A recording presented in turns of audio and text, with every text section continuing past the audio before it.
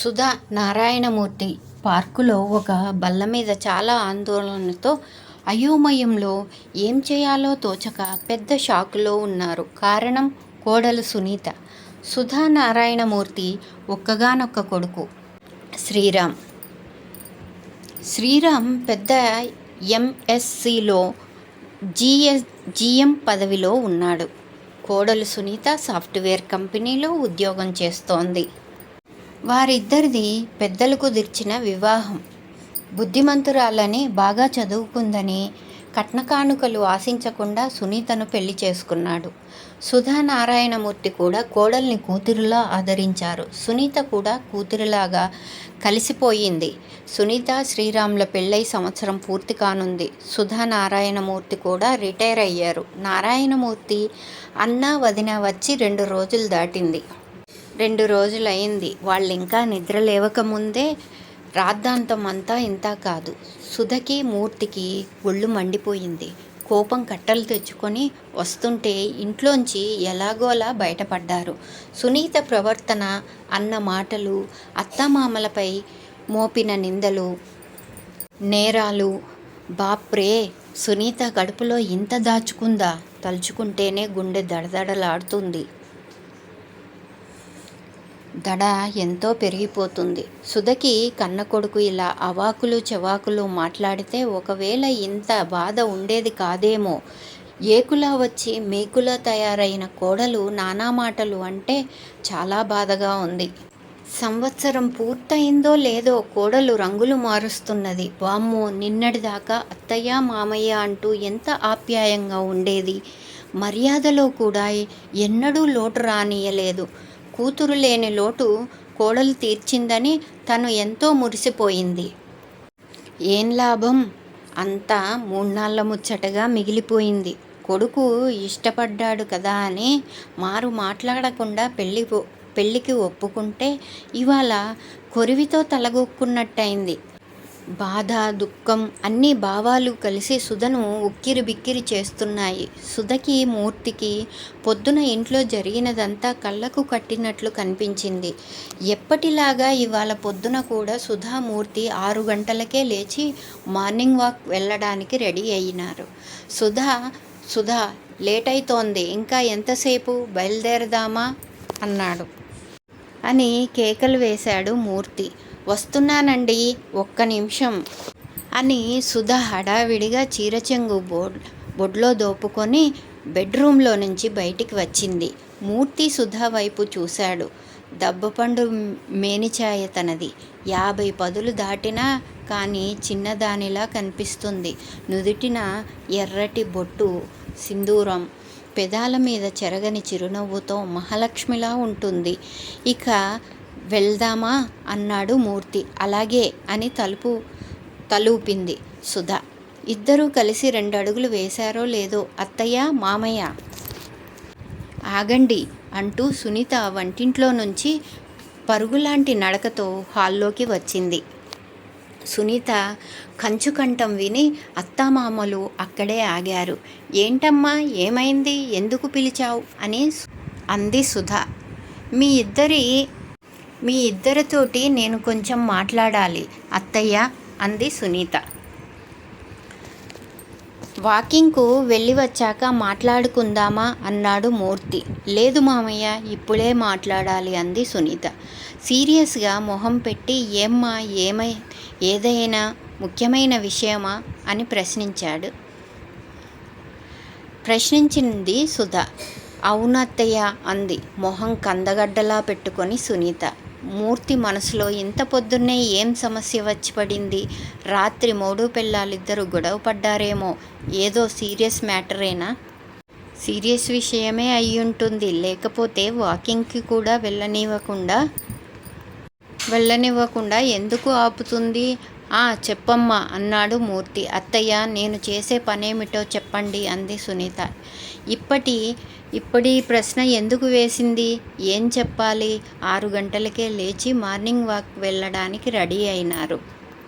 తర్జన పడుతోంది సుధ. పోనీ మీరన్నా చెప్పండి మామయ్య అంది మూర్తి వైపు చూసి. మూర్తి ఎందుకిలా అడుగుతోంది అని ప్రశ్నార్థకంగా చూశాడు సునీత వైపు. మరి మీ అబ్బాయి సంగతి ఏంటి అంది. వాడు ఎంఎస్సిలో జీఎంగా ఉన్నాడు. ఇప్పుడు దానికేంటి అన్నాడు మూర్తి. పొద్దున్న మేమిద్దరం ఇంటి నుంచి ఆఫీస్కి ఎన్ని గంటలకు బయలుదేరుతాం చెప్పండి మామయ్య అంది సునీత. మీరిద్దరూ పొద్దున 8 గంటలకు బయలుదేరి వెళ్తారు. సాయంత్రం నువ్వు ముందుగా 5 గంటలకే వస్తావు అని చెప్పాడు మూర్తి. తరువాత అందరికీ కాఫీలు స్నానం ముగించి ఇంట్లో అందరికీ కలిపి వంట చేయడం వగేరా వగేరా. ఆఫీస్కి వెళ్ళేదాకా ఏవో పనులు ఉంటాయి కదా. మనసులో పొద్దునే ఈ దిక్కుమాలిన ఇంట్రాగేషన్ ఏమిటో అసలు అని, అసలు సంగతి చెప్పకుండా అని చిరాకుగా అన్నాడు. మరి అత్తయ్య చేసే పనేమిటో చెప్పండి మామయ్య అని ప్రశ్నించింది. ఏముందమ్మా, పొద్దున్నే వాకింగ్ చేసి వచ్చిన తర్వాత కూరలు తిరగడం, నీకు వంట పనిలో సాయం చేయడం అన్నాడు మూర్తి. మరి మీరు చేసే పనేమిటో అని నిలదీసింది సునీత. వాకింగ్ చేసి వచ్చిన తర్వాత న్యూస్ పేపర్ను చదువుతాను అన్నాడు. ఇంకా అని ప్రశ్నార్థకంగా చూసింది కోడలు. కరెంటు బిల్లు, ఫోన్ బిల్లులు, కిరాణం బిల్లులు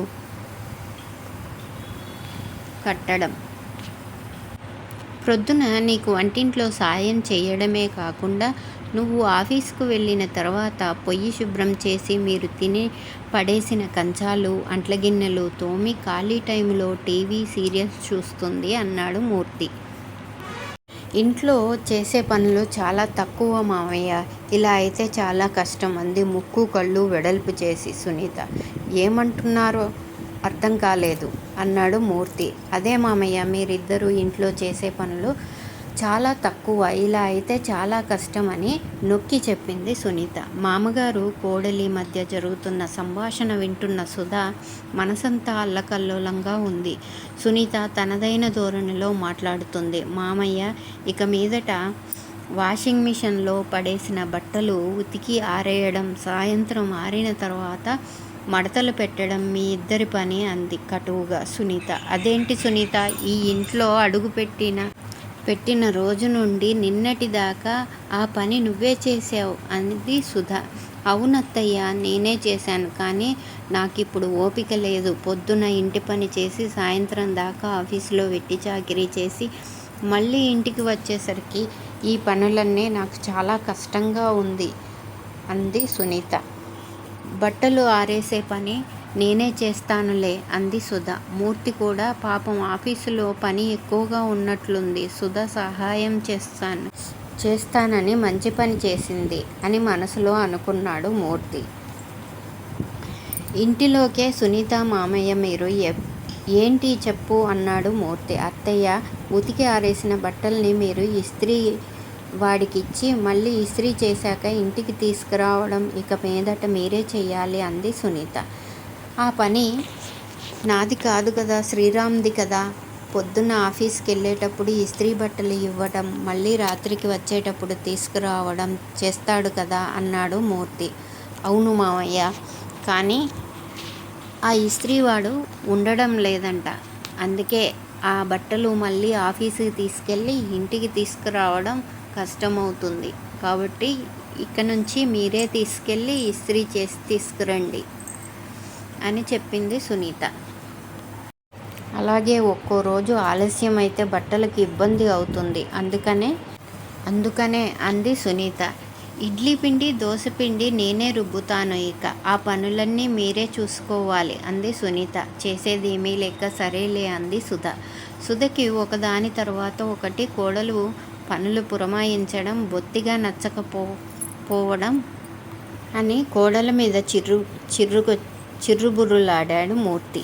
అంతా మేమే చేస్తే మీరేం చేస్తారు అంటూ కౌంటర్ వేశాడు మూర్తి. భలేవారే మామయ్య, ఎంత మాట అన్నారు. మేమిద్దరం భార్యాభర్తలం కలిసి పొద్దున్ననగా ఆఫీసుకు పోయి వెట్టి చాకిరీ చేసి అలసి సొలసి ఇంటికి వస్తాం.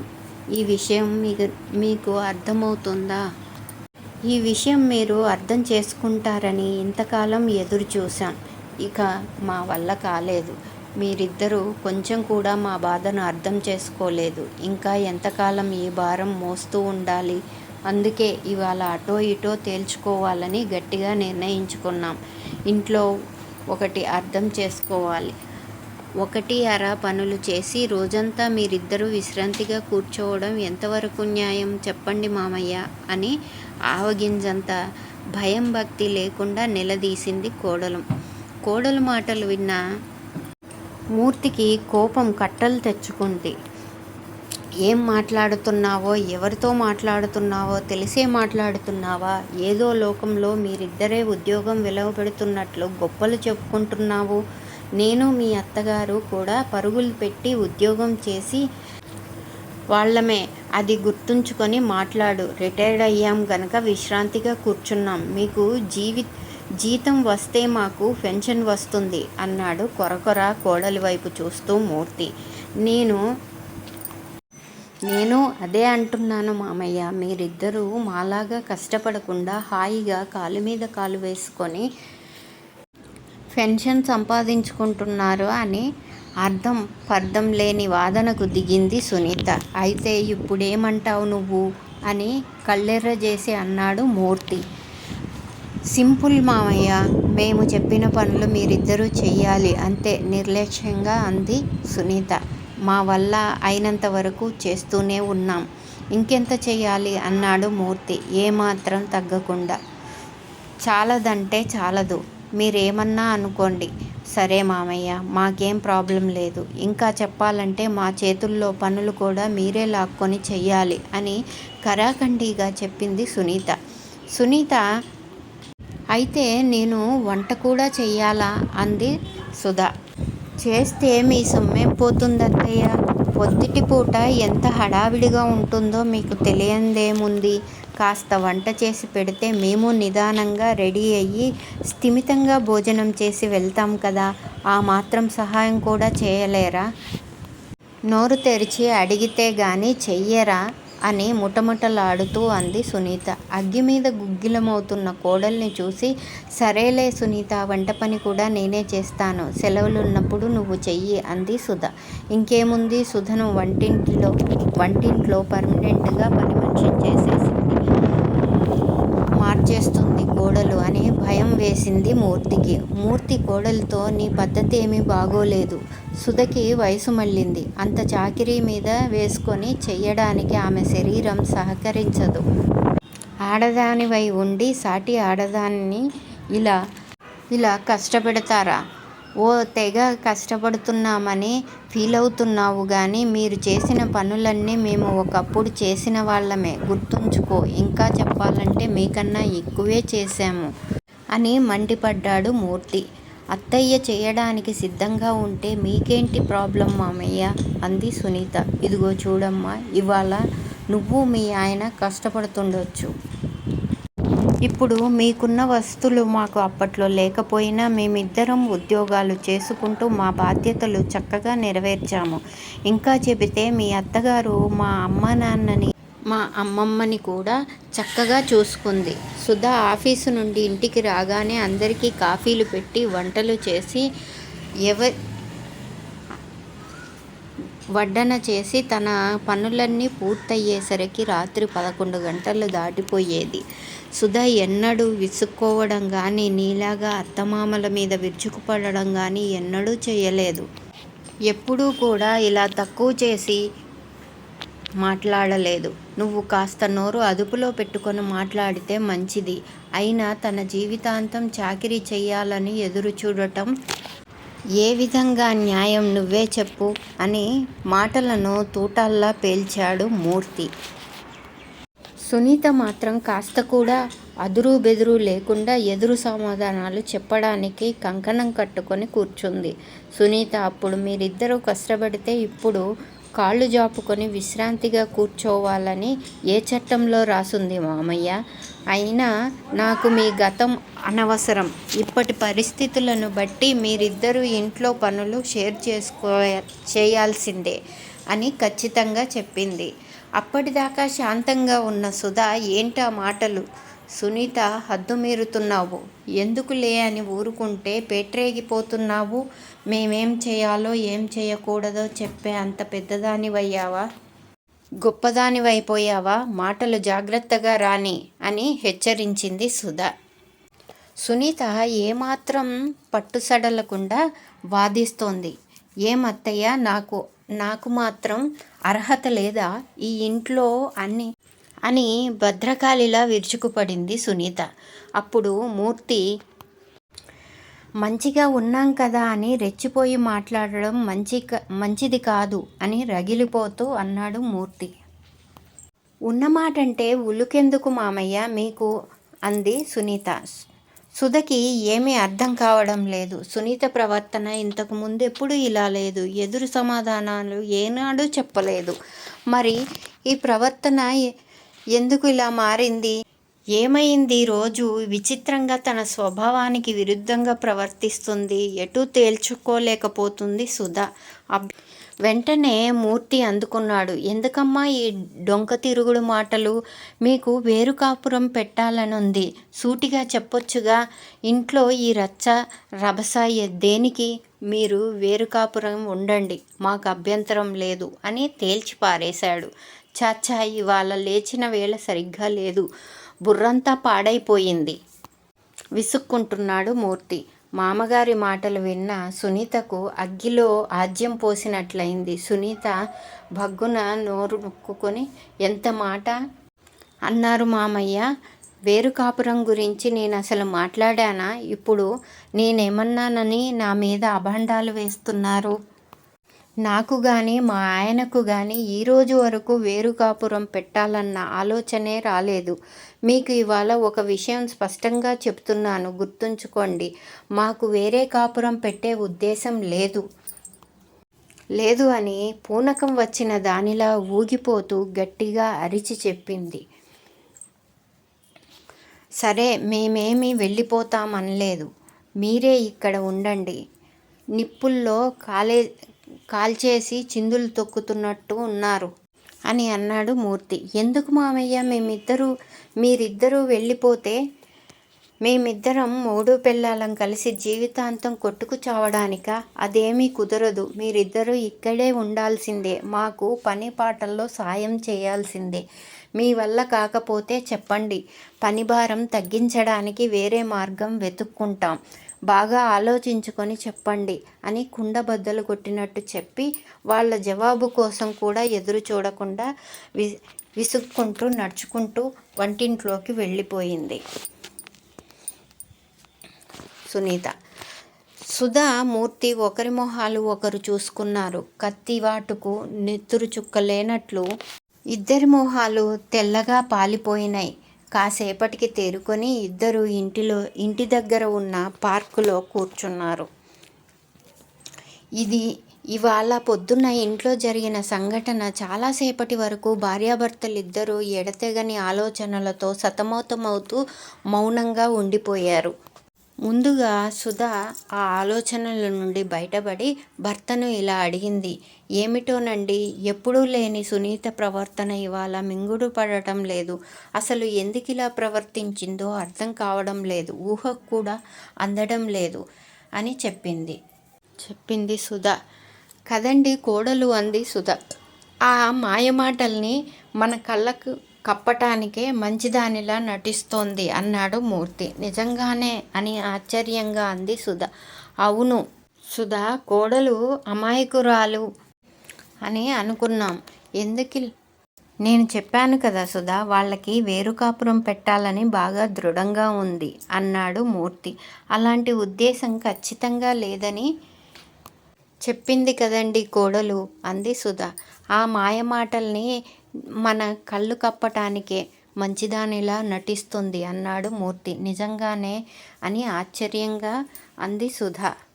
అవును సుధా, కోడలు అమాయకురాల్లా నటించి మనల్ని ఆడించాలని అనుకుంది అని అన్నాడు మూర్తి. ఎందుకండి మనలో మనకు గొడవలు? మనమే సర్దుకుపోదాం అంది. కొడుకు ఎడబాటు సహించలేం కాబట్టి మనమే సర్దుకుపోదాం అంది సుధ. అసలు కుదరదు సుధా. ఏదైనా అడగటానికి ఒక పద్ధతి ఉంది. సాయం కావాలంటే, ప్రేమ ఆప్యాయం కావాలంటే అడగొచ్చు కదా.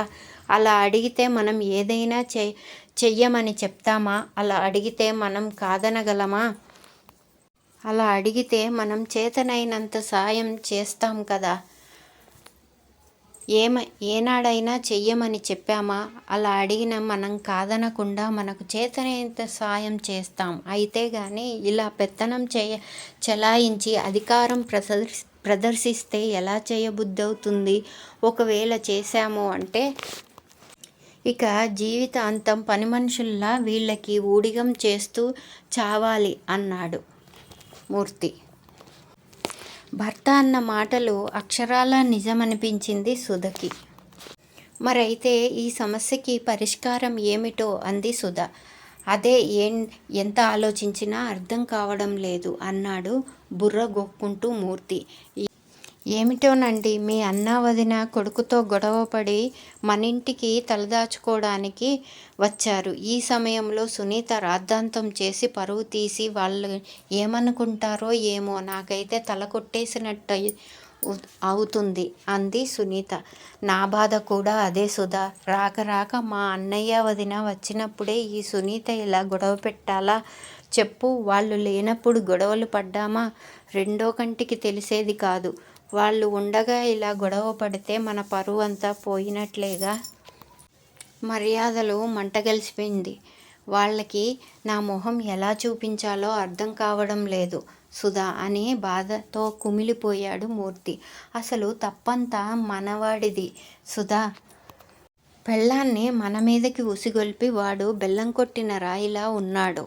అవునండి, నేను కూడా గమనించాను. ఇంత రాద్ధాంతం జరుగుతుంటే మన అబ్బాయి శ్రీరామ్ గదిలో నుంచి బయటికి వచ్చి చూడలేదు అంది సుధ. తమ్ముడు ఉన్నాడు, కష్టంలో ఆదుకుంటాడు అని నమ్మకం ఉండబట్టే కదా మా అన్నయ్య వదిన మన దగ్గరికి వచ్చారు. శ్రీరామ్ బెల్లం కొట్టిన రాయిలా గదిలో కూర్చొని తమాషా చూస్తున్నాడు. మన బంగారం మంచిదైతే కంసాలిని ఎందుకు అనడం అన్నాడు మూర్తి. ఇంత దూరం వచ్చారు. పొద్దున కోడలు చేసిన గొడవకు వాళ్ళు ఎంత బాధపడ్డారో ఏమో. ఇక వాళ్ళు వెళ్ళిపోతామంటే నేనేమని చెప్పి ఆపను అని దుఃఖం తన్నుకు వస్తుండగా గొంతు బొంగురుపోయింది మూర్తికి. సుధా మూర్తితో కోడలు బాగా చదువు సంస్కారం ఉన్న పిల్ల అనుకున్నాం కానీ ఇంత మూర్ఖంగా ప్రవర్తిస్తుందని అనుకోలేదు. ఈ ప్రవర్తనకు వాళ్ళు ఎంత బాధపడ్డారో అని కలలో కూడా అనుకోలేదు. చాలా బాధగా ఉందండి అంది సుధా. మూర్తి ఇంటికి వెళ్దామని 4 అడుగులు వేశారో లేదో మూర్తి జేబులో ఒక చరవాణి మొబైల్ మోగింది. మూర్తి చరవాణి చెవి దగ్గర ఉంచి హలో అన్నాడు. నేను అన్నయ్యని అని. నేను వదిన ఇప్పుడే బయలుదేరి ఇంటికి వెళ్తున్నాం తమ్ముడు అని మూర్తి అన్నయ్య అవతలి వైపు నుండి అన్నాడు. మూర్తి ఇప్పుడే ఎందుకు అన్నయ్య? వచ్చి 2 రోజులేగా అయ్యింది అన్నాడు. లేదురా తమ్ముడు, ఇవాళ నీ కోడలు మీతో పడ్డ గొడవ అంతా మేం విన్నాం. రేపు మాకు ఈ గతి పట్టకుండా ఉండాలి అంటే ముందు జాగ్రత్తగా ఆలోచించి ఇప్పుడే వెళ్ళాలని నిర్ణయించుకున్నాం. నా కొడుకు కోడలు ఏమైనా అన్నా తట్టుకోగలం కానీ నీ కోడలు చేత మాట పడడం అంటే మేం తట్టుకోలేం. మా వల్ల కాదురా, మాకు తట్టుకునే శక్తి అస్సలు లేదు. అందుకే వెంటనే బయలుదేరుతున్నాం, అర్థమైందా అన్నాడు. అది సరే అన్నయ్య, వెళ్ళాలనుకుంటే మీ ఇష్టం. కనీసం మేము ఇంటికి వచ్చేదాకైనా ఆగండి అన్నాడు మూర్తి. మీరిద్దరూ వచ్చేదాకా ఆగితే మీరు వెళ్ళొద్దని బతిమాలుతారు. మిమ్మల్ని కాదని బలవంతంగా వెళ్ళలేము. నువ్వు తప్పుగా అనుకోకు తమ్ముడు అని కాల్ కట్ చేశాడు మూర్తి. అన్నయ్య ఏంటి విషయం అని అడిగింది సుధ. జరిగింది చెప్పాడు మూర్తి. అయ్యో, కష్టం వచ్చిందని కాస్త తలదాచుకోవడానికి వస్తే మన కోడలు వాళ్ళని ఇంట్లోంచి పరిగెట్టేలా చేసింది. మహాతల్లి ఇంటికి వచ్చిన వాళ్ళకి మంచి మర్యాదే చేసింది అని కళ్ళు తుడుచుకుంది సుధ. మూర్తి ఇవాళ కోడల సంగతి తాడో పేడో తేల్చేస్తానంటూ ఎంత అహంకారం అధికారం ప్రదర్శిస్తోంది. ఏం సాధించాలనో. మనం కోడల్ని ఇలాగే వదిలేస్తే నెత్తికెక్కి కూర్చుంటుంది. పద ఇంటికి పోదాం అని కోపంతో బుసలు కొడుతూ పెద్ద పెద్ద అడుగులు వేస్తున్నాడు మూర్తి. భర్తను మౌనంగా అనుసరించింది సుధ. మూర్తి ఇంటికి పెడుతూనే సోఫాలో కూర్చొని ఉన్న కొడుకు కోడలు కనిపించారు. శ్రీరామ్, అమ్మ, నాన్న, సునీత, అత్తయ్య, మామయ్య అంటూ వచ్చి ఇద్దరు కాళ్ళు మీద పడ్డారు. సుధామూర్తి ఈ హఠాత్ సంఘటనకు నిర్ఘాంతపోయారు. కొడుకు కోడలు మమ్మల్ని క్షమించండి అని ముక్తకంఠంతో అన్నారు. ఇద్దరూ కాళ్ళు గట్టిగా పట్టుకోవడంతో అడుగు ముందుకు వేయలేకపోయారు. ఏం జరుగుతుందో అర్థం కాక బొమ్మల్లా నిలబడ్డారు సుధామూర్తి. శ్రీరామ్, సునీత, మీరిద్దరూ క్షమించామని చెబితే తప్ప మేము కాళ్ళు వదిలిపెట్టేది లేదు అని మంకుపట్టు పట్టారు. మూర్తి కాస్త తేరుకొని చేసిందంతా చేసి శరణు కోరి వచ్చిన వాళ్లను ఇంటి నుండి తరిమికొట్టింది కాకుండా ఏమిటి తెలియని నంగనాచి తుంగబుర్రల్లా కాళ్ళు పట్టుకుంటే సరిపోతుందా అని కఠినంగా అన్నాడు మూర్తి. మీరు ఎన్ని మాటలన్నా పడటానికి సిద్ధంగా ఉన్నాం మామయ్య. మీరు క్షమించామని చెప్పే వరకు కాళ్ళు మాత్రం వదిలిపెట్టం అంది సునీత. సుధా షాకు నుండి తేరుకోలేదు. శ్రీరామ్, క్షమించామని చెప్పండి నాన్న అన్నాడు దీనంగా. కొడుకు అలా దీనంగా కాళ్ళు పట్టుకొని అడిగేసరికి సుధా తల్లి మనసు కరిగిపోయింది. సుధా భర్త వైపు చూసి, పిల్లలు ఇంతగా బతిమాలుతున్నారు కదండి, క్షమించండి అంది. మూర్తి భార్యతో, ఇంతకీ దేనికి క్షమించాలో అడుగు అన్నాడు. ఇంతలోనే శ్రీరామ్, మేమిద్దరం కలిసి ఆడిన నాటకానికి అన్నాడు. మూర్తి, నాటకమా? నువ్వేం మాట్లాడుతున్నావో అర్థం కాలేదు శ్రీరామ్ అన్నాడు. నాన్న, కుటుంబంలో గొడవలు పడటం నాకసలు ఇష్టం లేదు. ఒకవేళ ఏదైనా భేదాభిప్రాయాలు వస్తే 2-3 రోజులు ఎటైనా వెళ్తే వెళ్ళొచ్చు గానీ అంతకన్నా ఎక్కువ రోజులు బయట ఉండకూడదు. వెంటనే మళ్ళీ ఇంటికి రావాలి అన్నాడు శ్రీరామ్. మూర్తి, ఇంతకీ నువ్వేం చెప్పాలనుకుంటున్నావో చెప్పు అన్నాడు కోపంగా. శ్రీరామ్ మళ్ళీ అందుకున్నాడు. నాన్న, నేను పెదనాన్న పెద్దమ్మ విషయం చెబుతున్నాను. కొడుకుతో ఏదో చిన్న గొడవ వచ్చి మన ఇంటికి పరిగెత్తి వచ్చారు. నిన్న వాళ్ళ మాటల్లో తెలిసిన విషయం ఏమిటంటే కొడుకు మీద అలిగి వృద్ధాశ్రమంలో చేరడానికి నిర్ణయించుకున్నారు. నాకు, సునీతకు ఈ విషయం అస్సలు నచ్చలేదు. నాన్న, మీరందరూ చిన్న పిల్లల్లాగా కొడుకు ఏదో అన్నాడు, కోడలు ఏదో అందని అలిగి ఆదరించే వాళ్ళు ఉన్నారు కదా, వృద్ధాశ్రమాలు మన కోసమే కట్టారు కదా అని మీరంతా పెట్టే బేడా సర్దుకొని వెళ్ళిపోతే కుటుంబ వ్యవస్థ ఏమైపోతుంది నాన్న? ఇప్పటికే ఉమ్మడి కుటుంబ వ్యవస్థ చాలా వరకు చితికిపోయింది. వేరు కాపురాలు ఎక్కువైపోయాయి.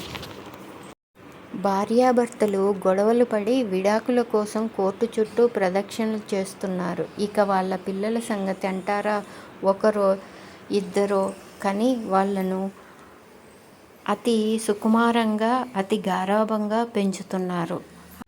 ఆ పిల్లలు టీచర్ తిట్టిందని, మార్కులు తక్కువ వచ్చాయని తల్లిదండ్రుల ముందు తల్లి తిడుతుందేమో అని, తండ్రి కొడతాడేమో అని, టీనేజర్స్ అయితే వాళ్ళ ప్రేమను అమ్మాయికి కాదు అంటే అబ్బాయి, అబ్బాయి కాదు అంటే అమ్మాయి, ఉద్యోగం రాలేదని వగేరా చిన్న చిన్న కారణాల కోసం ప్రాణాలు తీసుకుంటున్నారు. కుటుంబాలలో ప్రేమ, ఆప్యాయత, అనుబంధాలు తగ్గిపోతున్నాయి. పిల్లల్లో సహనం, ఆత్మస్థైర్యం, నైతిక విలువలు తగ్గిపోతున్నాయి. మీలాంటి పెద్దలు అండదండలు ఉంటే కుటుంబాలు విడిపోవు. కొడుకు కోడలు, మనవడు మనవరాలు అని సంబంధ బాంధవ్యాలు పటిష్టంగా ఉంటాయని నాన్న. ఇప్పటికే ఎన్నో కుటుంబాలకు పెద్ద దిక్కు లేక తీరని నష్టం కలిగింది. అందుకే సునీత, నేను బాగా ఆలోచించి గట్టిగా ఒక నిర్ణయం తీసుకున్నాం నాన్న. పెదనాన్న పెద్దమ్మ మళ్ళీ కొడుకు కోడల దగ్గరకు చేర్చాలనే ఈ నాటకం ఆడాము. సునీత నాకు సహాయంగా నిలబడింది, నాటకం రక్తి కట్టించింది అన్నాడు శ్రీరామ్. అవును మామయ్య అంటూ సునీత అందుకుంది. మేము అనుకున్నట్లుగానే పెద్ద మామయ్య గారు, పెద్దత్తయ్య గారు వాళ్ళ అబ్బాయి ఇంటికి వెళ్ళటానికి సిద్ధమైనారు. పైగా పెద్దత్తయ్య గారు మీ తమ్ముడి కోడలు చేత మాట పడడం కన్నా మన కొడుకు కోడల దగ్గర మాటలు పడడం మంచిది అని అంటూ మెట్లు దిగి వచ్చారు. మీరు వచ్చేదాకా ఉండి మీకు చెప్పి బయలుదేరమని చెప్పాము. వాళ్ళు వినలేదు. మీతో చరవాణిలో మాట్లాడతామని చెప్పి మామయ్య అంది. సునీత ఇంకా ఇలా అంది. సునీత వాళ్ళిద్దరూ గడప దగ్గర నుంచొని మాకు వచ్చిన పరిస్థితి మీ అత్తమామలకు రాకుండా చూసుకోమని మాకు ఉపదేశం చేసి మరీ వెళ్ళారు మామయ్య. వాళ్ళ మంచి కోరి మేమిద్దరం ఆడిన నాటకం సుఖాంతమైంది. మేమీరోజు తప్పు చేసిన మాట నిజమే. నన్ను మీ కూతురిలాగా భావించి క్షమించండి మామయ్య. భవిష్యత్తులో ఒకవేళ మేము తప్పులు చేసినా మీరిద్దరూ మమ్మల్ని మందలించండి. అంతేకాని దయచేసి మమ్మల్ని వదిలేసిపోకండి. మనం ఉమ్మడి కుటుంబం, చివరి వరకు ఉండాల్సిందే. మా ఇద్దరి ఆశయం అదే అంది సునీత. అంతేకాని అత్తయ్య, మామయ్య దయచేసి మమ్మల్ని మన్నించండి. అత్తయ్య మీరన్నా చెప్పండి మామయ్యకి క్షమించమని అని 2 చేతులు జోడించింది సునీత. అడుగుతున్నాం క్షమించండి అన్నాడు శ్రీరామ్. పిల్లలు పెద్ద మనసు చూసి సుధకు మూర్తికి మనసు, శరీరం రెండూ ఆనందంతో పులకరించింది. లే నాయనా శ్రీరామ్ అని కొడుకుని గాఢంగా కౌగిలించుకొని నుదుటి మీద ముద్దు పెట్టారు. మూర్తి సుధ కూడా లేమ్మా అని సునీతను లేవదీసి గాఢంగా హత్తుకొని నా బంగారు తల్లి అని నుదుటిన ముద్దు పెట్టింది సుధా. నారాయణమూర్తి ఇద్దరు కొడుకు కోడల్ని 10 కాలాల పాటు పిల్లా పాపలతో ఆయురారోగ్యాలతో భోగభాగ్యాలతో చల్లగా ఉండమని దీవించారు.